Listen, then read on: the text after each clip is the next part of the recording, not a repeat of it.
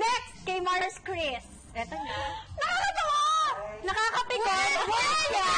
Ngayon, pakipaliwanag. Teka lang, i-explain ko kasi may time kasi na mukha akong anorexic.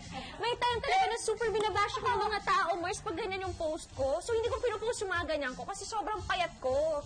Kasi talagang inaaway na talaga ako ng mga tao. Kanina, di na ako kumakain, ganun. Mars, kailangan ko i-take yung steroids mo, Mars. Oh my gosh, bigay ko sa'yo mamaya yung reseta. So, Mars, actually, every time na nag-gym ako, sobrang careful ko kung ano yung ipopost ko. Kasi, may time na mukha talaga ako sobrang payat. Pero kasi, they have to And understand then, yung na jeans pinakapayat mo yun. Ayun din, jeans Nalahi ko mo din. yun. At saka na maliit talaga yung buto ko.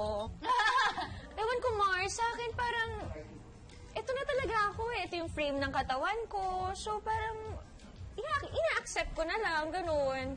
Or kumbaga alam kong hindi ko mapiplease lahat ng tao. Yes. So, kung ganito ako, at dito ako confident, ito yung gusto kong katawan, ito yung gusto kong ako, mas sinusundan ko na yung sarili ko ngayon.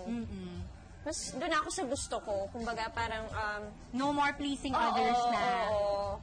Ako to yun na lang. Kasi Acceptance. Mars, dati kasi parang feel ko robot lang ako na kung ano yung gusto ng mga tao. Gagawin mo. Gagawin ko. At saka affected talaga ako dun sa mga comments nila, dun sa mga pagbabash nila. Talagang iniiyakan ko, Mars. Ganun yung feeling ko. Pero ngayon, nasa point na ako na, ay hindi, ito ako. Ito talaga ako. At ganito ako ginawa ni Lord. At ang mahal ako ng pamilya ko na ganito. So, tatanggapin ko lahat to. Tama. Parang ganon. Love yourself.